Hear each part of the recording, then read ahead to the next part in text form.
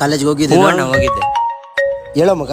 ಮಗ 500 ರೂಪಾಯಿ ದುಡ್ಡು ಹಾಕ ಕೊಡ್ತೀನಿ. ಲೋ ಇಲ್ಲ ಮಗ, ನನ್ನ ಹತ್ರನು. ಯಾರಣ್ಣ? ಫ್ರೆಂಡ್ ಕಣ. ಫ್ಯೂಚರ್ ಅಲ್ಲಿ ಏನ್ ಮಾಡ್ಬೇಕು ಅನ್ಕೊಂಡಿದ್ಯೋ? 5,000 ಬೇಕಿತ್ತು, 1 ತಿಂಗಳಾದ್ಮೇಲೆ ಕೊಡ್ತೀನಿ. ಹೌದಾ, ಸರಿ ಮಗ, ನಾನು ಈಗ್ಲೇ ಹಾಕ್ತೀನಿ. ಅಣ್ಣ ಏನಣ್ಣ ಅವ್ನಿಗೆ 500 ರೂಪಾಯಿ ಕಳೆದ ಕೊಡ್ಲಿಲ್ಲ, ಅವ್ನಿಗೆ 5,000 ರೂಪಾಯಿ ಕೊಟ್ಬಿಟ್ರಿ. ಒಬ್ಬ ಮನುಷ್ಯನ್ಗೆ ನಾವು ದುಡ್ಡಲ್ಲಿ ಬೆಲೆ ಕಟ್ಟಕ್ಕಾಗಲ್ಲ. ಆದ್ರೆ ಸಾಲ ಇಸ್ಕೊಂಡವರು ನನ್ನ ಬೆಲೆ ಇಷ್ಟೇ ಅಂತ ಅವ್ರ ಬೆಲೆ ಅವರೇ ಕಟ್ಕೊಂತಾರೆ. ನಾನು 5,000 ಕಾಸು ಕೊಟ್ನಲ್ಲ, 1 ತಿಂಗಳಿಗೆ ಅಂತ ಈಸ್ಕೊತಾನೆ. ಆದ್ರೆ 1 ವಾರ ಮುಂಚೆ ಇದ್ದಂಗೆ ಅಮೌಂಟ್ ನ ರಿಟರ್ನ್ ಮಾಡ್ಬಿಡ್ತಾನೆ. ನೆಕ್ಸ್ಟ್ ಅವ್ನು 50,000 ಕೇಳಿದ್ರು ನಮ್ಮ ಹತ್ರ ಇಲ್ಲ ಅಂದ್ರೂ ಇನ್ನೊಬ್ರ ಹತ್ರ ಈಸ್ಕೊಡ್ಬೇಕು ಅನ್ನೋ ನಂಬಿಕೆ ಉಳಿಸ್ಕೊಂಡಿರ್ತಾನೆ. ಆದ್ರೆ 500 ರೂಪಾಯಿ ಬೇಕು ಅಂತ ದುಡ್ಡು ಕೇಳಿದ್ನಲ್ಲ, ಅವ್ನಿಗೊಂದು ವರ್ಷದಿಂದನೂ ಕಾಸು ಕೊಡ್ತಾ ಇದ್ದೀನಿ, ಇವತ್ತವರೆಗೂ 1 ರೂಪಾಯಿನೂ ರಿಟರ್ನ್ ಮಾಡಿಲ್ಲ.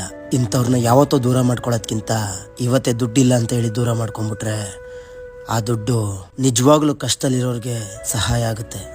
ನೀನು ಅಷ್ಟೇ, ಯಾರ ಹತ್ರ ಆದ್ರೂ ದುಡ್ಡು ಇಸ್ಕೊಂಡ್ರೆ ನಂಬಿಕೆ ಉಳಿಸ್ಕೊಳ್ಳೋದು ಕಲ್ತ್ಕೋ.